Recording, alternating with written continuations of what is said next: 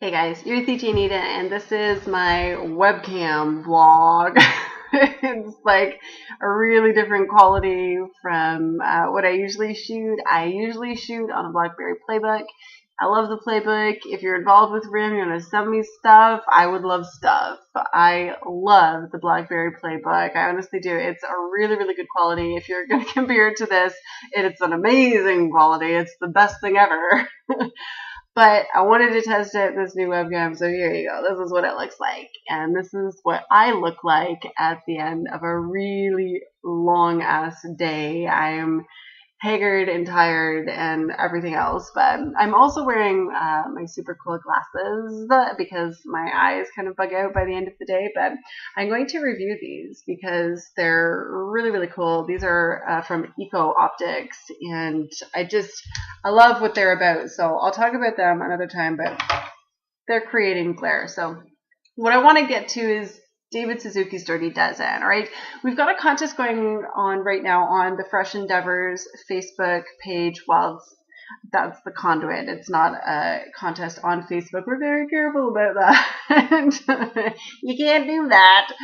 So we're holding a contest. It is accessible through our Facebook page, but you have to like to be able to get the cool prizes.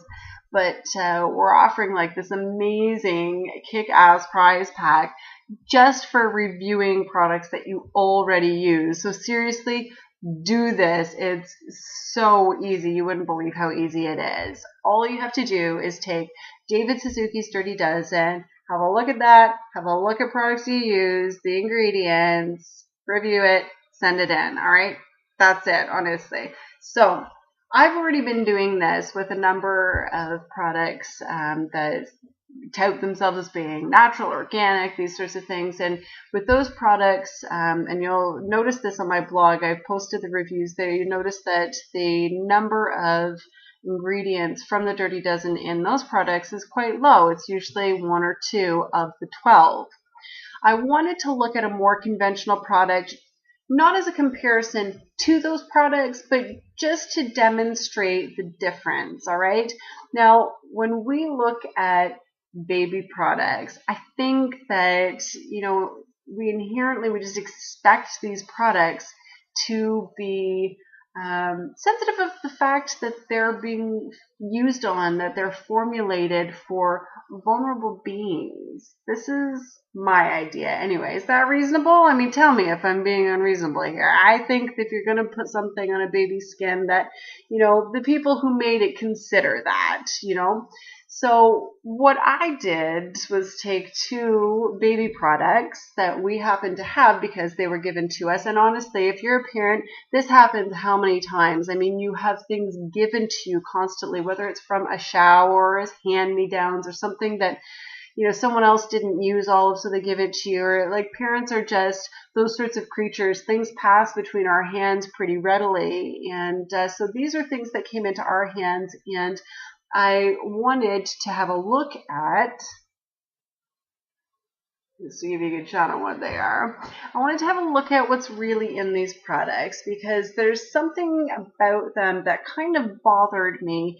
And so I wanted to investigate it a little bit more and find out what. So I've taken David Suzuki's Dirty Dozen and applied it to these 2 products. Now, for the full review, you have to go over to my blog. I've got it posted there, and you can see the breakdown. But I'll just go over these really briefly for you. This product has actually been discontinued, but you can find it still really readily available on a lot of sites like eBay and Amazon. You're going to find this, and a lot of mommy sites still provide this product, and so I think that you should know what's in it. And the other one that I reviewed is this Gerber lotion, and from what I can see, it doesn't look like this one has been discontinued. It's still widely available. But what's really odd about the Gerber site, Gerber has sort of been absorbed into Nestle, so you can access Nestle, but you can only find information about their foods. If you want to find information directly from Gerber and you're a Canadian resident,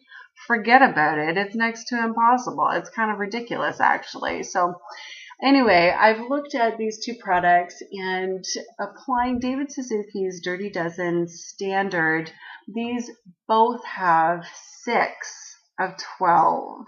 All right. And you'll see on my blog exactly which 6, one of which are parabens. Both of them have multiple parabens because they're different forms of parabens. And parabens are just one of these, weird words that have been introduced into the world of skincare products. And some people are really familiar with it and other people don't really know yet. There are just different levels of understanding about what parabens are. But just to break it down so it's super, super simple, parabens have been linked to cancer, okay? And that's really the glossy high view. There's a lot of great information on the Environmental Working Group site. It's maybe not necessarily worded in a way that's user-friendly for everybody, but if you Google parabens, you can also find information that way. Some people are a little bit more fatalistic about it than others, but there definitely has been research that's linked parabens to different forms of cancer. So it's something that I think you should at least be aware of, even if you don't completely believe in or invest in the research that's been done.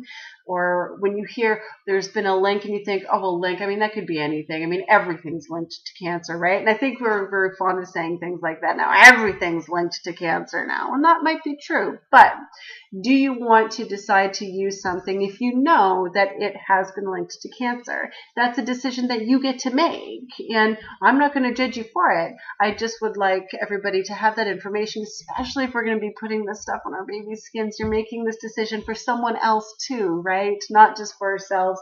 We're putting it on our own body, but we're making this decision for another being. And if you're starting them out in life using these products, just imagine the cumulative effect of using products like this day in and day out, every day for your entire life. I mean, the accumulation of things in our system from doing that alone is something that is worth a little bit of thought when we pick out products. So go over and have a look at my blog for the full review of those things. There are 6 out of 12 of the dirty dozen, which to me, in my decision-making process, is something that warns me away from using things like this. But like I said, I'm not here to judge other people for using products like this, for making that decision for themselves or for their children, as long as we're all making informed decisions and taking that seriously, because I think that the potential consequence deserves that amount of seriousness in our decisions. So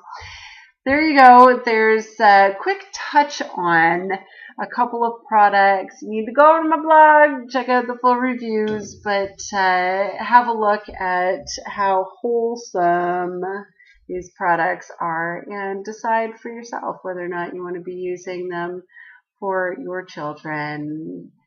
Thank you very much for watching.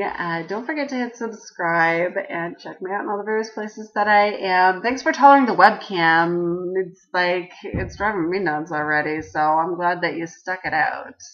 Thanks very much, guys. I'll talk to you again really soon.